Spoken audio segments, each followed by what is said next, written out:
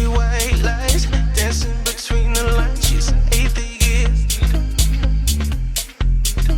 Carousels in her mind, spinning all in her eyes. She's an atheist. Hello and welcome to Digital Freethought Radio Hour and WOZO Radio 103.9 LP FM right here in Knoxville, Tennessee. Today is Sunday, September 13th, 2020. I'm Larry Rhodes, or Doubter 5. And as usual, we have our co-host Wombat on the phone with us. Hello, Wombat. Cowabunga! Surfer dude. Okay. The turtles, man. Yeah, the turtles. What are you talking about? Or if you really want to do it, Howdy Doody. Howdy Doody. I don't know if you've ever seen that. Oh yeah, but okay. That? Well, it's Chief Thunder Horse or something. Thunder Thud. It Thunder was. Never heard that. See, I used to watch Howdy Doody. There we go. I did too when I lived in Chicago, and I was like 5, but Yeah. I don't remember that. Yeah. Our guests today are Dread Pirate Higgs, George, Red Leader, and J.W. Kennedy. Howdy. Welcome all. Howdy. Digital Freethought Radio Hour is a talk radio show about atheism, free thought, rational thought, humanism, and the sciences. And conversely, we also talk about religion, religious faiths, gods, holy books, and superstition. And if you get the feeling that you're the only non-believer in Knoxville, well, you're just not. There are several atheist, free-thinking, and rationalist groups that exist here in Knoxville, Tennessee. And we'll be telling you how you can connect with them right after the mid-show breaks. Also, did you know that there's a streaming atheist call-in video show? Yeah. That's broadcasting here in Knoxville? Has been for over 10 years. Did you know Absolutely. that one, Matt? Listen, I'm surprised you didn't know about Howdy Doody when you're telling me about Bozo, the world's most famous clown. Yes, Bozo the Clown, popular show in the 1940s, had a franchise television program. Bozo. Nice. Super funny guy, and I'm just glad that you're bringing up all these old school shows. One They're of the really few clowns that kids aren't afraid of, I'll put it that way. But no, that's not it. But we do a video show, call-in video show here in Knoxville, and it's been going on for quite a while. And we'll tell you more about it after the mid-show break. If you'd like to interact with us during the show, go to Facebook and search for Digital Freethought Radio Hour and use the messaging function to send us live questions or comments. If you'd like to email us with questions, you can send them to askanatheist@knoxvilleatheist.org. Wombat, what's our topic today? We're going to be talking about dreams today, which means a lot of different things probably to all of us, but we're going to find a really, really cool thread, maybe even get metaphysical with it. But before we get into that, I throw it up to our own Dread Pirate Higgs for our weekly invocation. Arr. Miracles particularly specious, claim done by a Messianic Jesus, were secret ambitions of Saul as the political agent named Paul, whose fictions do not but deceive us. Namaste. Yeah, Namaste. Yeah. Dread Pirate, was that an original? That is an original. Dread Pirate, you need to start writing these down. These will be like, you make this a book. This is going to be something that's great. Mm-hmm. Yes. Yeah, this is wonderful. It is raining really bad here. I don't know if you guys heard that thunderstorm behind me. Wow. That was going on. Flash flood runnings going through Tennessee. Hope everyone stays safe. Larry, how you been? Have you been dry? Yes, we got some rain last night. Walk out to a lot of puddles on the deck this morning, but it wasn't raining per se. Cool. Let the dog out and do her thing without worrying about having a wet dog come back in. Yeah, other than that, I'm doing fine. Thanks. Cool. The seas are rather calm here in Stormwind. Yeah, British Columbia, pretty much everything's okay. Oh yeah, and there too. Nice. George, you're in the area. I don't know if you're in the Knox Patch area specifically, but how are things over where you're at? Well, you're getting me frightened now because my car's on a battery charger right now. I'm charging my battery, and it's sitting out in front of the house, and I don't want the charger to get rained. I think it'll be okay. I think they planned for that. I think it's okay. But, I think it'll be all right. But I just checked the weather forecast on Weather Underground, and it says it's not going to start raining until 4 o'clock, but I don't believe it. You don't believe because it? I'm not a believer. Hey, we can talk about I'm that. not a believer in much of anything. We'll get a confidence scale on except that, figure that all disbelief. out. I believe in disbelief. Oh, okay. Works. Dale, It's not raining. It's not raining right now here. good. Dale, how you been since last week?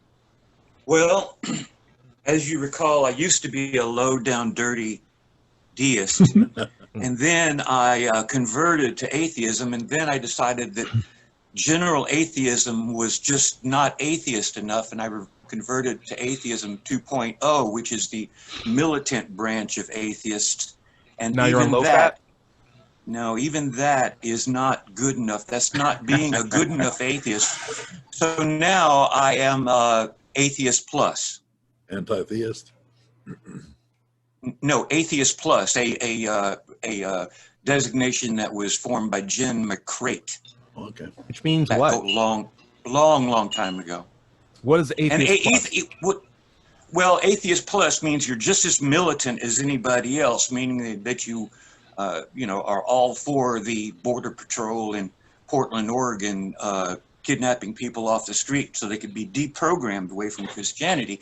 But you also want you have to specialize. This type of atheist has to specialize in something to benefit mankind.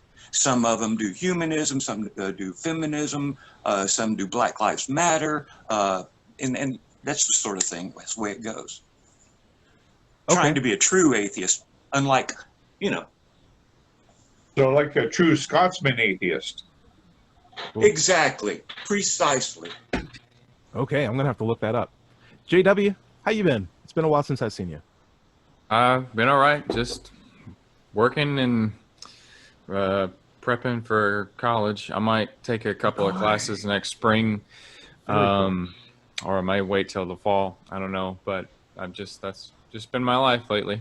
What have you been planning on? Majoring in. Majoring in, if you don't mind sharing. I'm pretty set on biology. Nice. I'm not sure if I want to do field work or if I want to be a teacher yet. But okay. biology is definitely seems to be at the top of the list. So, Considering your background as training for a pastor, are you comfortable talking in front of a lot of people? Like, would teaching be a profession that you'd be excited to be involved in? yes, and I was in theater in high school. I was on the public speaking team in high school. I took I actually recited from the Book of Job because I was, being religious back then, and I actually, how I recited it in front of people, I got second in the state of Virginia that year. Wait a second. If this was a church program or like a No,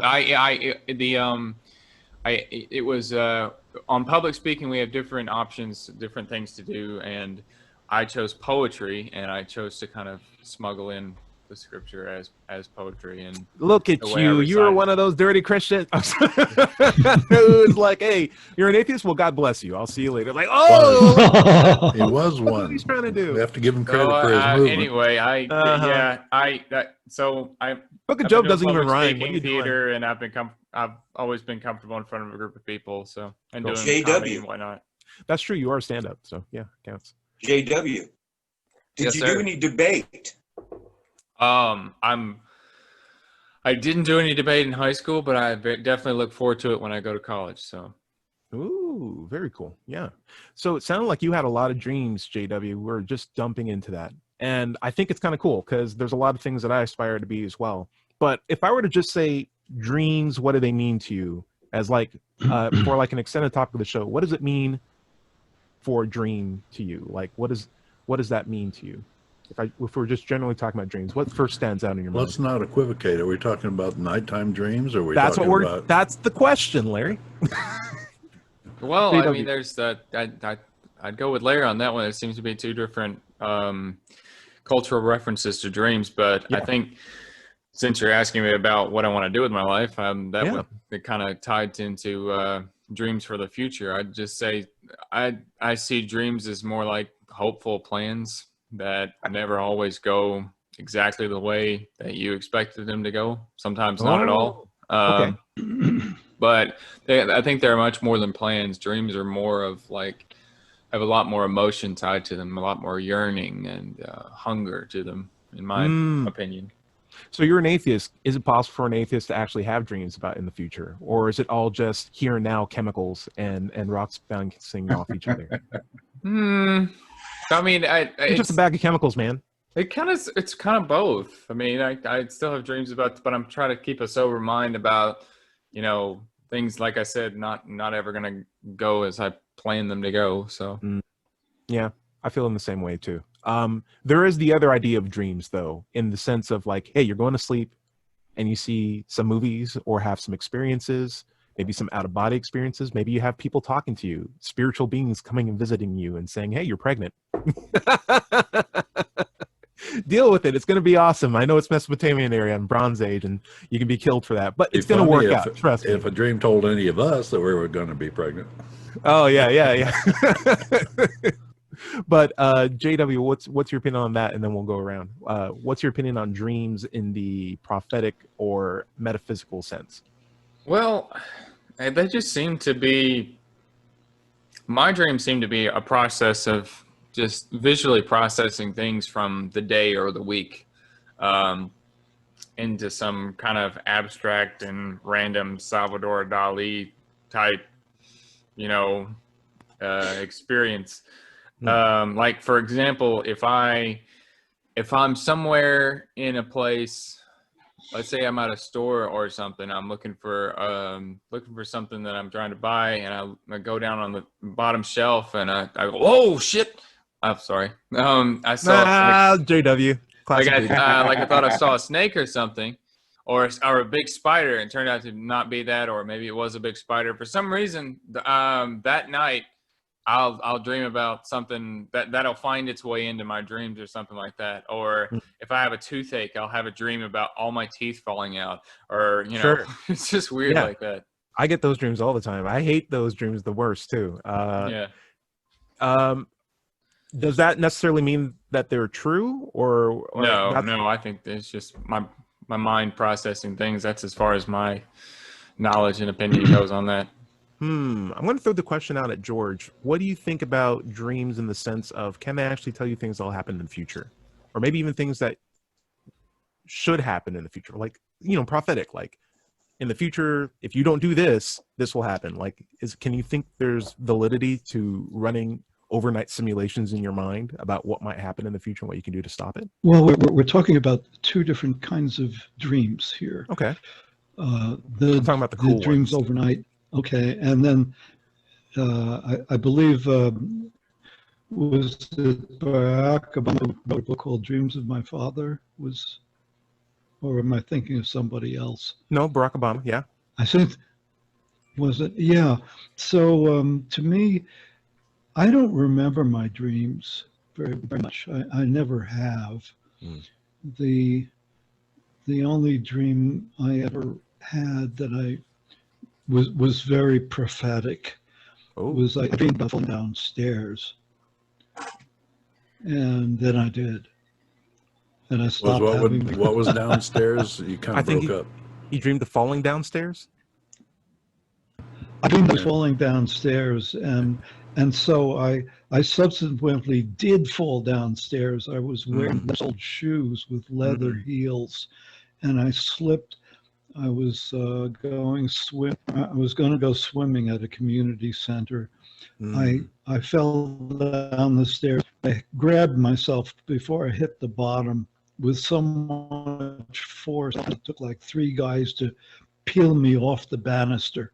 Wow, I'm sorry to hear that. I was a kid I stopped having the dream, of course.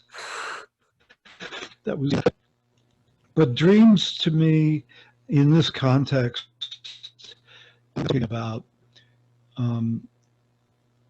wishful thinking for the future, for the future of the planet, of the society, of the United States, or, hopefully that will become more like Canada, maybe, and then Canada's got its problems. So, George shaking his head. No, Canada's perfect. That's about all I can. Yeah, well. And then I remember there was this guy called the Newt of the North in Ontario, and I forget his name, but he was pretty bad for everybody, as I recall. George, I'm going to throw this to you. You kept having a dream that you would fall down the stairs, and it eventually happened. Do you think the dream caused that in any way, or was that always a possibility? Absolutely not. Okay. Absolutely not. But falling down the stairs sure cured me of the dream. Sure cured the dream. Nothing else to say about it. So the weird thing is I've always had a dream where I would have a math class. I would just have like a random math class. And I was like, you didn't know you had math class? Like in college. Like, Oh my God, yeah. you didn't go to math class for the last 4 weeks? You're way behind. I'm like, how am I behind? How am I behind? I hate that.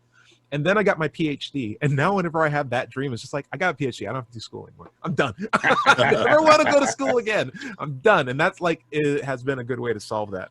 I know my mom has, for example, on multiple occasions, had dreams where lions were chasing her.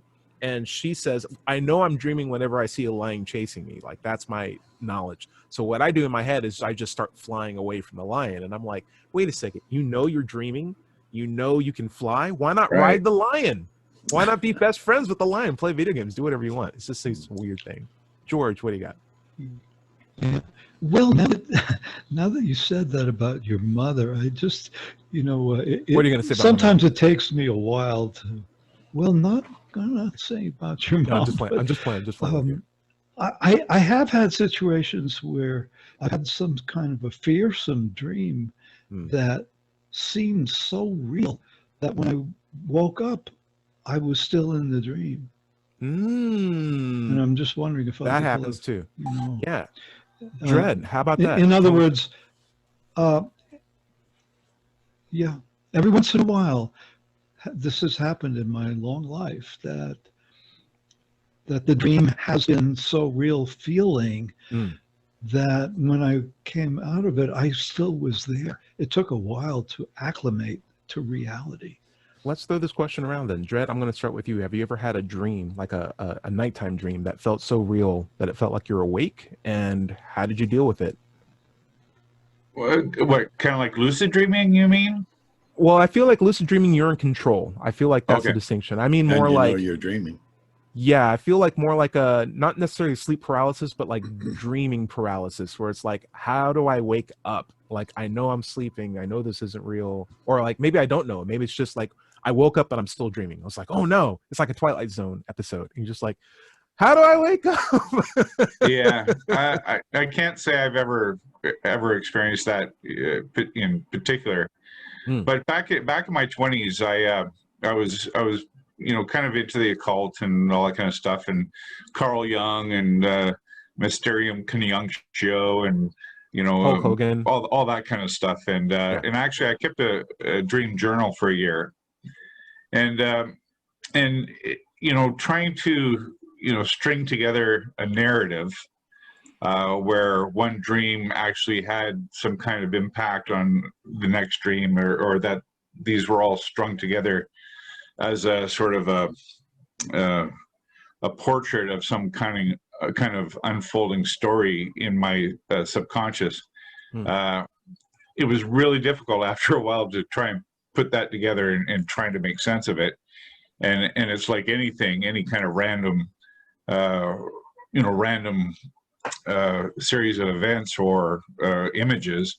It's like pareidolia, where you see images in clouds. An elephant is not really in the cloud. It just looked like an elephant because we look for patterns. And so eventually I had ceased recording my dreams because I just realized that there was no sense to be made of it. So if Boudreaux was on the call, he would actually take umbrage with the fact that you just said random, despite the fact that these seem to be things tied to your personal history, things you've encountered during the day. Have you seen any sort of pattern when you took your journal for a year? Like, hey, I ate a lot of salami, and next thing you know, there's a salami monster. Like, oh, that came out. That's typical. Or was it literally just, now you're a ballerino, now you're Samuel L. Jackson, now you're Planet Earth, now you're some, like, was it truly random, or were there any kind of ties to what you normally experienced? I don't think so.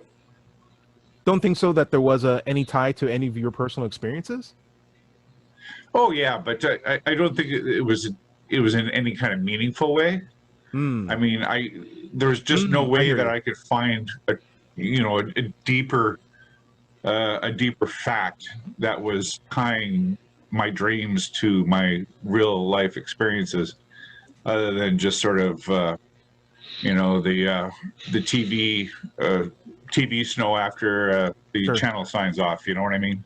Yeah, you're not the only person I know who has a dream journal. What is the intended thing that you're supposed to get out of a dream journal? Do they interpret the dreams for you? Is there like a legend or a guide that tells you if you have these sets of things showing up in your dreams? Yeah, of course. I mean, there's all kinds of those. I mean, you can go walk into any bookstore and find probably, especially in a cult bookstore, and find all kinds of books that are going to tell you what the specific images in your dreams mean, But, I don't know. I just, after that amount of time, sure, trying to build a register of what these individual images meant, it was nonsense. Larry, I'm going to go to you next, but I think it's really interesting that you could go into making a dream book with the idea of, man, I wish I could fall in love one day. And you influence the kind of dreams you have that then you can interpret and post ad hoc support the original conclusion you were looking for in the first place. Like, it seems like one big circle. And I can see the same thing from like even the Bible, where it's just like, man, I really hate my neighbor. Let me read my Bible. It says hate your neighbor. That's proof that he's going to hell. Perfect. Yeah. Well, I'm not an expert on dreams by any stretch of the imagination, but I feel like if during the day you feel like vulnerable, you're going to have dreams where things are coming at you and you're having to fight them off. If you feel strong during the day, you may have a hero dream or something like that. Or if you're thinking about science fiction all day, or just go to bed after watching a science fiction movie, it may influence your dreams. But a couple of things that I'd like to bring up, maybe somebody can answer, is one, why do we forget our dreams so quickly after we wake up?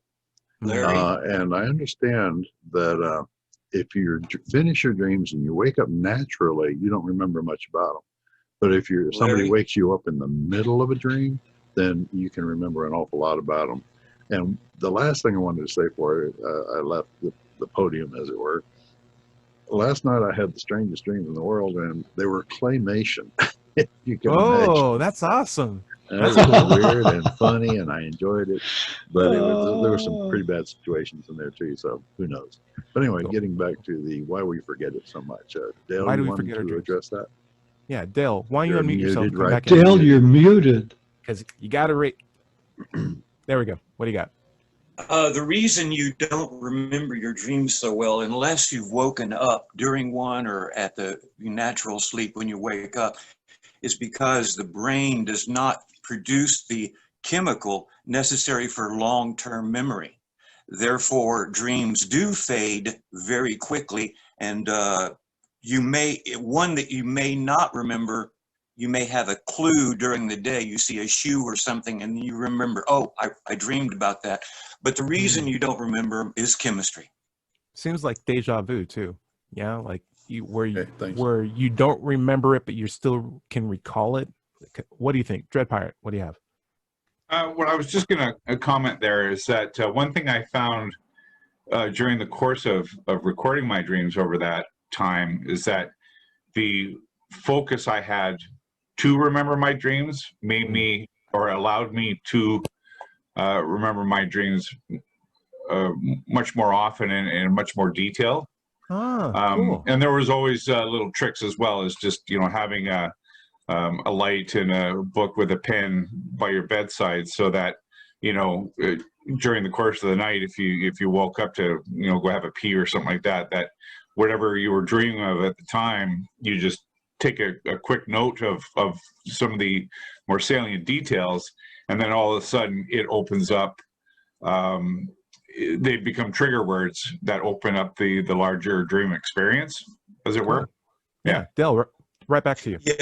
Yes. Being aware of the fact that you were dreaming and waking up and having the memory of a recent dream, short-term memory, then if you were to go through it at that time, you place it into your long-term memory. And very often, as he said, there's an anchor. You remember one particular aspect of it, and then that will open up the rest of the dream. And then you went, it went like this. So it's a very good idea if you want to remember, keep a journal and write it down as soon as you get up. Larry, what do you got? I was wondering how many people do lucid dreaming. I've done it in the past, particularly when I find out I'm dreaming and I can stay in the dream. The first thing I want to do is fly. and it's really not that hard to do. You just imagine yourself lying up, and you do that, and it's a lot of fun. I love doing that. It's just I don't notice it very much. Can I ask this question for George? What is lucid dreaming? Forget about it. Larry, what's lucid dreaming? I have no idea. Oh, I have no idea. When you're dreaming. I'm asking the question for George. But it's George. Yeah. Yeah. I don't know. But Larry just triggered a memory in me. You know, something I remember is that when I was really young, I too dreamed a lot about flying. It was first person. I wasn't watching somebody fly. I was doing the flying. And so, yeah, I enjoyed it. It was Dale, somewhere around the time of the going down the stairs. Oh no, I'm sorry, Dale. I'm going to look up that chemical. I think it's interesting. I've always had similar dreams, and they've been always so similar that I've just never had the ability to part them from each other. They've always just been like, this is the food dream or the general nightmare. I'm a simple person. So it's just like, hey, is this bacon? It's the bacon dream. Cool. I don't have to wake up remembering like what food. It was just like, no, I was just eating food. That's all. It's pretty good. I wonder if you could have so many of the same kinds of dreams that you don't bother trying to remember them, like phone books, numbers. Like you can see all the numbers, but it's just like, they're just numbers. It's not a big deal. Dale, what do you think? I don't know what you're talking about there. Is it possible to have dreaming, so many dreams that are similar that you don't go through the trouble of trying to remember them in detail? Like, well, you might want to talk about recurrent dreams if you're going to talk about that area, but that's not really what I was wanting to comment on. You asked George what lucid dreaming was, and I was going to help out. Go for it. Lucid dreaming is a condition that usually, most often occurs during a nightmare where you're saying this is a dream and you realize that you're a dream and you just functionally wake yourself up. Now that's where it mostly happens. There are some religious sects that practice lucid dreaming. And since we're going to do this today, I brought a machine. When I was in the military, can we see that? Yep. Okay, when I was in the military. Okay. It looks like an EKG. Anyway, it is exactly an EKG. It also can do other pressures depending on the what you hook up to it. The military taught me how to interpret dreams. I got kind of interested in it. Then later on, I got interested in lucid dreaming, and I took this EKG machine and modified it so it would read the muscle activity in my eyes and read REM stages, and then give me a visual clue by a flashing LED that I was dreaming. And this is one way that you can achieve lucid dreaming if you want to just entertain yourself, 8 hours a day or whatever. You're not entertaining yourself, but you could conceivably do a lot of things. I'm particularly fond of meeting Lieutenant Colonel Samantha Carter. Shout out to you. And in a lucid dream, there also is a controlling of the dream where you control the atmosphere of the dream. For example, you may have had the experience where you have had the TV on and you incorporate the TV into your dream. As a matter of fact, that's probably where the life after death sensation occurs too. Or how I keep ending up in episodes of Matlock. Right. This is wondering how those things work. The visual gives you. Okay, cool. We're actually heading towards the bottom of the half hour of the show. How about we get back to it when we come back from the break? Larry, why don't you take us out? And then I got some questions about this machine. Sure. This is Digital Freethought Radio Hour. We'll be back right after these short messages. To the curious, the inquisitive, the seekers of knowledge, to the ones who just want to know about life, about the universe, about yourself. Not cute questions, big questions, ones that matter. To the rebels, the artists, the free thinkers, and the innovators who care less about labels and more about truth, who believe nonconformity is more than a bumper sticker, that knowledge is more than words on a page. You're young, you're old, you're powerful beyond measure, and the fuel of that power is not magic or mysticism, but knowledge. The things you see, the things you feel, the things you know to be true. Sure, some will doubt you. Let them. Dare to think for yourself, to look for yourself, to make up your own mind. Because in the eternal debate for answers, the one thing that's true is the power of logic.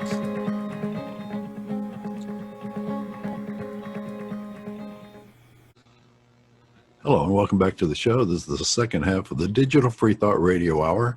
I'm Dr. Five, and we're on WOZO Radio 103.9 LPFM right here in Knoxville, Tennessee. Today is Sunday, September 13th, 2020. Second half, as I said. Let's talk about the Freethought groups that you can join right here in Knoxville. First, there's the Atheist Society of Knoxville, founded in 2002. We're in our 18th year. ASK has over 1,000 members, and you can find us online at knoxvilleatheist.org. By the way, if you don't live in Knoxville, you should still go to Meetup and search for an atheist group in your town. Don't find one? Start one. Do it. Another large free-thinking group here in Knoxville, the Rationalists of East Tennessee. To find them, go to rationalist.org and click on their upcoming events. Earlier in the show, we said we'd talk about Knoxville's Atheist Call-In TV show. Well, it's called, and if you want to go to YouTube and look for it, it's Freethinkers United Coalition of Knoxville. They have a streaming version that they send out on Monday. I think it's Monday nights now. Also, you can find their archives by going to YouTube and search for Freethought Forum Knoxville. There should be 10 years of archives of that show. Also, if you're interested in getting involved with the TV or the radio show, come to an Ask Meetup or RET meeting or Facebook pages and let us know. You could be our next co-host or guest. On the show with us today, we have the Wombat. Cowabunga. Guest J.W. Kennedy, George, Dread Pirate Higgs, and Red Leader. And we were talking about dreams, but what are we going to go to now? Of the love? No. We're not talking about that. I wanted to talk about what we just finished off, which was the 2008 movie Taken, starring Liam Neeson, which is really, really great. Because it starts with that scene where he's on the phone and he's like, "You just kidnapped my daughter, and I don't know what you want, or if you're looking for ransom, but I can tell you one thing. Where is the love? Where is the love? The love. Guys, we're going to go over the love that you sent to us in our listener feedback section. This is comments directly from our YouTube channel based on our last week's episode, which was, "There's an atheist in my foxhole." And what can we do to reach out to Christians to help them know, like, hey, even when you have hard times, it's still okay to not believe in a God or resort to prayer. You can actually get yourself out of bad situations. Dada's Trading Room, who's a fan of the streaming by Dread Pirate Higgs, says, hey, it happened again with the audio being out on Dread Pirate's side. But you know what? I could hear all the rest of you guys. I have no problem watching you the next day when the feed's uploaded to YouTube. Also, I have nothing against you guys talking about the same topic. He used a different word than that, but we were all basically in agreement from the start of the show. It would be cool to see. Maybe we can play some devil's advocate in the future and see if we can have more simulated conversation. But again, Dada's Trading Room has no problem with us all being in agreement with each other and being friends. That's cool. Thank you, Dada's. Next comment, Nathan Matthews says, fear is an incredible motivator used as religious coercion. But when we demonstrate that it is possible to navigate hardship without religion, we dispel the aphorism that there is no atheists in foxholes. As Doubter 5 noted, if someone gives credit to religion for our resilience, that is a great opportunity to explain mindfulness in lieu of a religious crutch. Doubter 5 with the shout out. Thank you, Nathan. That was really great. Thank you. Jennifer Isaac says, some can be talked with whatever theist, and some are not, like many of my family. Though even if I was still Christian with facts, some rather tinfoil hat nonsense instead. Either way, most never chat about other than having to mention a deity or rarely anything else. At least as an atheist married to my Christian husband, there is some room for conversation, although not much beyond that. He knows that I'm an atheist and does not care. So what I'm guessing from that is like, hey, she's in a relationship where she's married to a Christian. The Christian knows that she doesn't resort to praying to get herself out of situations. And maybe that's like the best way for Christians to realize, there's another option. Just watching the people that we love and the friends that we hang out with work themselves out of bad situations. I think that's really true. Thank you, Jennifer. John Cowart says, Guys, we got a lot of comments. We have to dedicate a whole show. That's great. All right. John Cowart says, I think SE is a great way to get believers into the foxhole. Earnestly attempting to understand someone's view on their religious beliefs leads to a positive interaction where hopefully any negative assumptions they had about atheists can be questioned. And I think that's really useful too. I love talks when I'm talking about God with a Christian, and then they ask me questions knowing that I don't have that same belief. Like, I don't hide the fact that I'm an atheist when I'm doing my talks. And when there's that turnaround and they're asking me questions and I'm answering them genuinely, it's like, oh man, I never thought about it that way. Oh, that's cool. No, that seems pretty good so far. I don't like the label, but I really like everything that you're telling me. And I'm like, dude, you don't even need the label. Just consider that, like, there's other options than the dogma that you've been raised in. It's like, yeah, I really don't have a good reason to believe that. That's like wonderful. Thank you, John Cowart. Elf Footman says, what if you discuss each other's views on metaphysics? I think that'd be a good opportunity for a future show. Metaphysical, maybe we should get in that. Yeah. I'm not sure we have any differing views on metaphysics. Well, Dale changes his on the week, so like we can probably tune in to that. He's ready. So what is metaphysics, or what are metaphysics? Hey, we'll say that for the next episode. But thank you guys so much for all of your comments. If you want to have your comments reviewed over the show, feel free to list them down here on my YouTube channel, Let's Chat, if you're watching this here, or on Dread Pirates Upload, or Doubterfy's multiple links that he'll provide at the end of the show. Thank you guys so much for your feedback and the love. All right, so we're going to go back to dreams. I had a question. Dale had presented to us an EKG, which he used to help him have more control over lucid dreaming. And I wanted to know the mechanics of observing your REM sleep to enabling yourself to have lucid dreams. What's the connection there? Like, how does that machine help you lucid dream more effectively? Well, I had to modify it a little bit, but you can see right now I've got a trashy little EKG line going. I've got myself hooked up, but it's not configured for the lucid dreaming right now. But the way it works is the mechanics of it is that you have an electrode. Now, this is the first generation. Like, I understand that it monitors your sleep, but you're saying it triggers lucid dreaming. Like, how does it do that? No. It doesn't trigger lucid dreaming. What it does is it gives you the message while you're in your dream. For example, you have the electrode set up, you're doing your rapid eye movement, the machine realizes that there's muscular movement, and then you have it set so when there is so much muscular movement within a certain period of time, then that sends a signal to some lights that you have over your bed or wherever, tiny little LED lights, and you can see light through your eyelids. So the light gives you flashes. Now, I modified one machine so that it would actually talk to you and say you are dreaming or give you the flashes. You're supposed to train yourself so that when you hear this message, you start thinking, well, I could be in a dream right now. And it takes a little bit of practice, but I have yet to meet Sofia Vergara.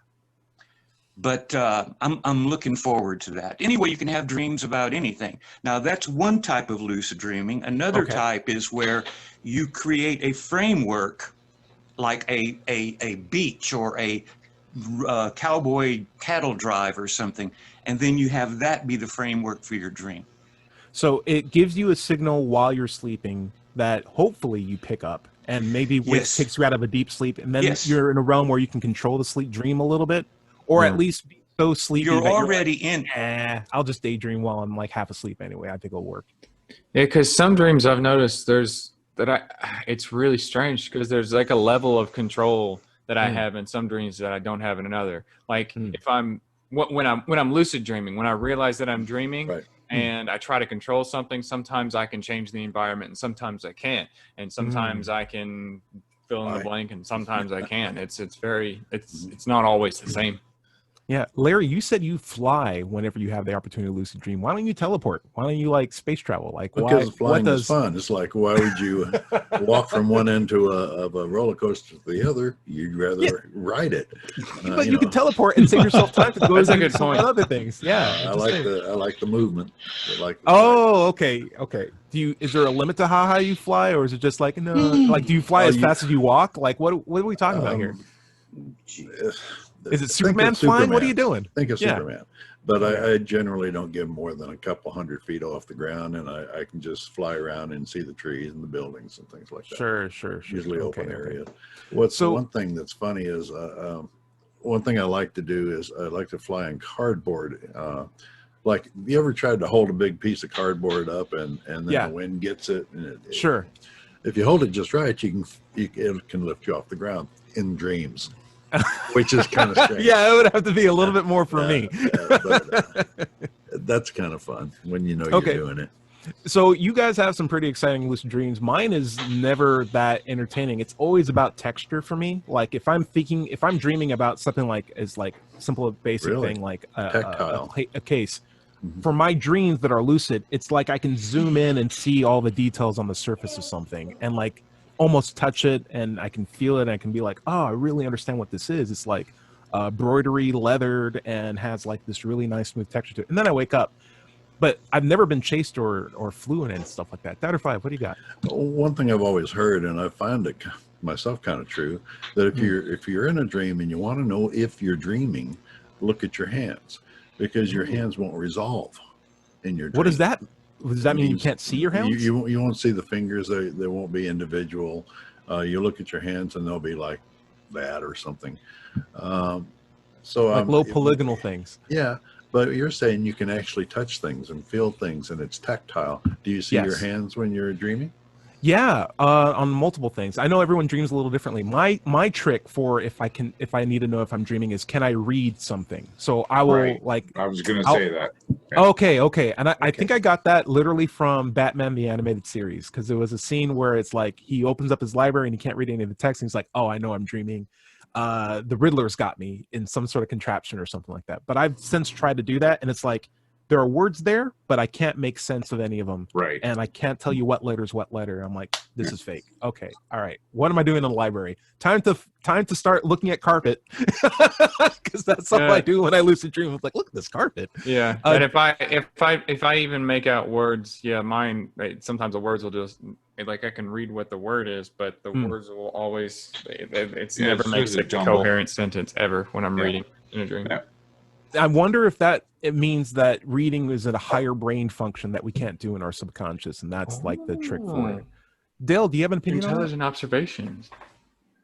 Yeah, reading is a lot of people mention that reading in numbers is a problem, but not there are plenty of exceptions where somebody has read signs and names and actually seen numbers and had numbers that. So it's generally yes, and it may be related to what part of the brain the memory is, the skills are being drawn out of. All right, I wanted to bring up another interesting point. I think Del, you brought this up as well. You said chemicals are triggering in our brains or not triggering. Our brain behaves biochemically differently when we were asleep compared to when we were awake. And I am also aware that there are people who probably even wrote influential books like the Bible, you might have heard of it, who have probably been influenced by, saying this nicely, burning bushes, especially when it comes to like writing things that are like in Revelations and stuff like that, because there's some real psychedelic imagery that's going on in those Seven-headed dragons. Seven-headed dragon. Oh man, each one wearing a crown. It's just bizarre things that you feel like could only come up with a guy who is basically looking at the world, pulling out things, and then going on a trip of some sort, and then combining those things in an interesting way to like explain. Yeah. So I wonder, like, is there validity to altering your biochemistry while you're awake and having dreamlike states while you're awake and pulling more accurate information from there, now that you have your higher faculty brain functions along with your chemically induced brain functions? Like, if I have a prophetic, if I go into like a smoking tent and come out and be like, Larry, I found out that there's real life beyond this planet. I just had it. I'm awake. I'm not asleep. This isn't just some dream. This isn't a dream, dude. Yeah. Like, this isn't some dream. This is a real thing that I had while I was awake. Is there any validity to it now that I'm not dreaming anymore, nor asleep anymore? It's not that you weren't dreaming, and you can be awake and be on peyote or other psilocybin or psychedelic drugs, and your mind is altered. Your perceptions are altered. Your brain can provide you feedback without you wanting it to, or without external stimuli. How many times have you heard that people have hallucinations or auditory hallucinations, or hearing their mother's voice after their mother's been dead for years and years? If the brain is not stimulated, it will provide its own stimulation. And that's one of the main things you got to take away from psychology. Mm-hmm. JW. It's like the pareidolia that I was talking about, where you're seeing your brain is just, it's a pattern machine that, infers meanings and things that don't necessarily have meaning. So I really wonder what would happen if we get to the point in technology where we can just straight up just record our dreams, maybe even put them like on a USB drive, and we realize that it's not even like a movie. It's just a series of patterns and bleeping, but our brain is like, oh, I'm going to turn this into a thing. Like, wow, our brains are just making a pattern out of stuff. Oh, I'm blowing GW. This is so good. It's blowing my mind right now. No, like what if our brain is just looking at these random things and being like, let's make a story out of this. Let's make this like a flying adventure. Larry, what do you got? Well, it's not only that, but the things that you remember seeing are memories now. They're no longer visions, and your memories are malleable. They can change over time. You can manufacture them. People make memories out of suggestions that they hear. Yep. Absolutely. And the longer the time between the time you had the experience and the time that you're relating it, your memory can degrade or change. Dredd, I'm going to throw this to you after I make this one point.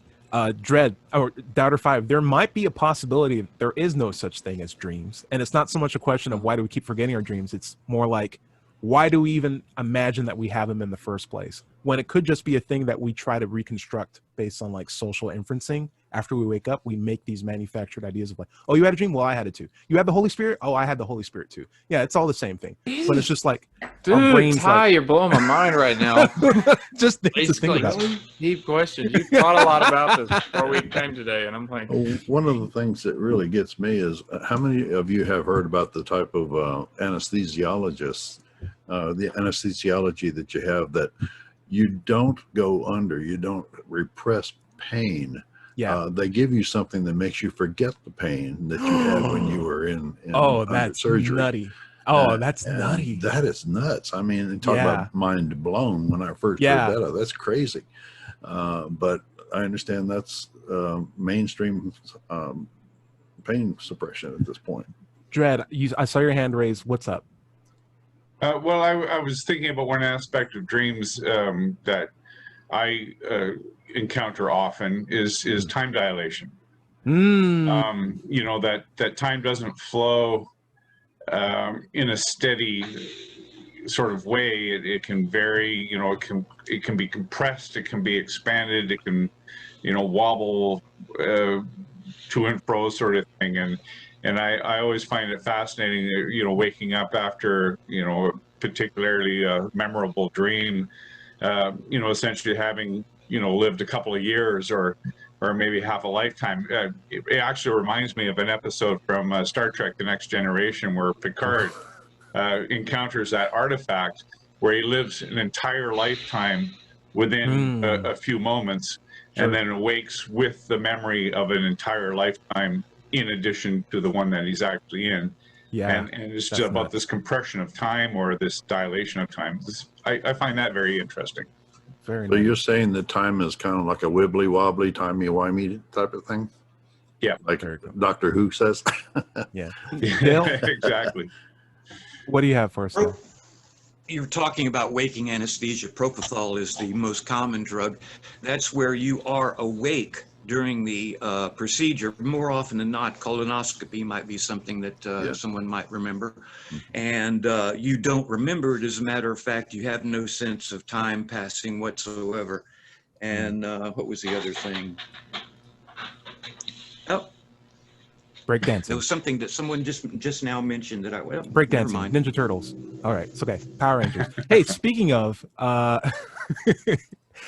maybe this is, I'm going to try to refresh your memory. I like the idea. I like the far out idea. Like, it's not necessarily something I'm convinced of, but like the idea of all dreams are just manufactured memories that we are coming up with after we wake up. That's our brain trying to rationalize where we've been since we've been unconscious for the last 8 hours if we're lucky. And the idea could be like, hey, you know, I can imagine with me wearing a blue shirt, even though I wasn't wearing a blue shirt. I can very easily do that. It's very easy to construct memories. And it's very easy to have high confidence in my memories that I had. But without physical evidence, it's just my word against my own brain. And I'm willing to take my own word against my own brain a lot of times without realizing how biased that could actually be. And so that the dreams that I actually have, I may not actually have just one big dream over the entire night. I might have thousands of very small vignettes or lengthy dreams that have been going through time dilation. And maybe I just remember the last 30 seconds of something, and I wake up and I'm like, oh, I must have been dreaming about those things for the entire night. It's like, no, man, you had an entire adventure. This is like, you just remember the last act of like this whole epic saga that you had. Right. And they did that. You have now convinced me that there is now so much more exploration to be done in the topic of dreams that I didn't even know. It's like Men in Black when you get your memory erased. You're just like, oh yeah, I was a postman my entire life. It's like, no, you weren't. You were such an amazing human being. Oh well. George, did you want to weigh in on any of this? Did you have any comments? My only comment is, having had surgery a couple of months ago, the anesthesiologist sent me a couple of texts, and he said, would you please give me feedback? Please post your feedback on this website. I say, man, how can I do that, man? I was asleep. Hey, there's a good joke in there somewhere. JW, are you paying attention to that? That's really, really good. There's good. It's like my anesthesiologist had a survey of asked me how I did. It's just like, if I put down anything, you did a bad job. I don't know. There's something there. There's something really good. Good point. All right. So as we wrap up today's show, I just want to say, hey, dreams are really cool. This was a cool topic. And I'd love to get metaphysical with you guys in the future. But until then, JW, where can we find your stuff? JW, I got two YouTube channels, content coming soon. Nice. One is JW Kennedy for my music and comedy. The other one for my street epistemology is going to be Speak Your Beautiful Mind. And I have two Twitter accounts that are tied to both of those. So you can follow me on Twitter at JWK Hates the News and at Your Beautiful Mind. Like I said, content coming soon. Nice. And don't feel free to upload these talks that we have every week. Yeah, like if you're part of it, you're producing content, you can put these out as well. You have my explicit permission. I might start doing that. Yeah. Dread Pirate, where can we find your stuff at? Well, so every Sunday morning at 8 a.m. Pacific Standard Time or Pacific Daylight Time, depending on what it is, we live stream this show. So by all means, come on board and have a look, and then you can make comments as we're streaming, and then I try to share them as much as I can with the co-hosts here. Who would I need to subscribe to in order to get the channel? It is Mind Pirate, MINDPYRATE.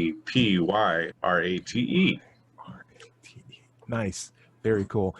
Dale, do you have any recommendations of stuff we should check out in the next week? You mentioned a lot of, I guess, what I'm imagining, classy dames from a while back ago.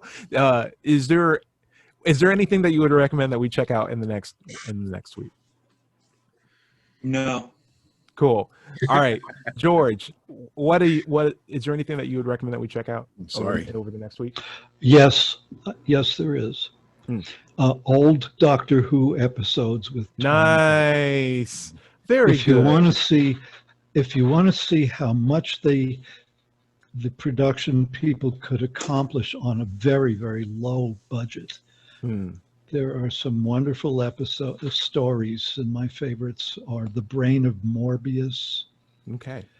The Pyramids of Mars, and The Usurians, especially that. Cool. And that's Very cool. enough out of me. Yeah. Hey, and I like old school Doctor Who, so I think that's a good pull. Also, old school Red Dwarf, if you guys are even aware of that. Oh, Red Dwarf. A lot of stuff. I love it. Yeah. Time dilation. There's probably like 4 episodes on just that alone, 6 episodes on dreams. There's some really good humorous takes on the things that we've been talking about today. I highly recommend that show. As for me, Black Lives Matter, and keep thinking about that over the next week. If you're watching my stuff on my channel, thank you so much for that. I really appreciate it. And I'm going to be uploading finally my Kentucky Freethought Convention talks. I wanted to go out and do talks this week, but it started raining over the weekend. I'm just like, oh, that's a shame. So there's a guy named Quinn Questions. He's been doing his talks where he's social distancing with a face mask on. I'm like, hey, that's a good idea. I'll try that out when the weather gets a little bit better. But in the meanwhile, I'll have a backlog of talks that I'll be putting on my channel eventually. Doubter 5, the one and only, why don't you take us out? Okay. Oh, wait, I have a quick question. I want to know what atheism is all about, and I heard that you were probably an expert on the topic. Is there any book that can tell me what atheism is and what it's all about? I happen to have a book on that very topic. It's called Atheism. I hope it doesn't have a complicated title. I really hate Atheism, What's titles. It All About? It's available perfect. on Amazon. You should be able to find it there. Perfect. And you can also find a lot of my stuff on my blog at digitalfreethought.com.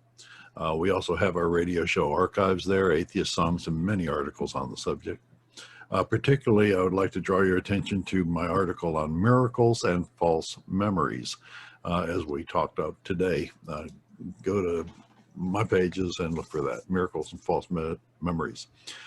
Dale's book, although he's not mentioned, it can be found at howjesusdidit.com, and it's about how Jesus did his miracles, not using any magic, of course. And if you're having trouble leaving your religious beliefs behind, I like to recommend going to recoveringfromreligion.org. They do great work there and may offer you help that you need. And if you'd like to listen to prior shows, they're not only available on digitalfreethought.com, but they're also available on iTunes, Stitcher, Luminary, Podcast.com, iHeart, etc., etc. And if you have any questions for the show, have any love you'd like to send in, send it to Ask an Atheist at knoxvilleatheist.org. We'll answer them on future shows. Remember, everybody is going to somebody else's hell. The time to worry about it is when they prove that heavens and hells and souls are real. Until then, don't sweat it. Enjoy your life. And be sure to like and subscribe. We'll see you next week. Say goodbye, everybody. Goodbye, everybody. Goodbye. Take care of the whole Stay rational. Bye-bye. Cool.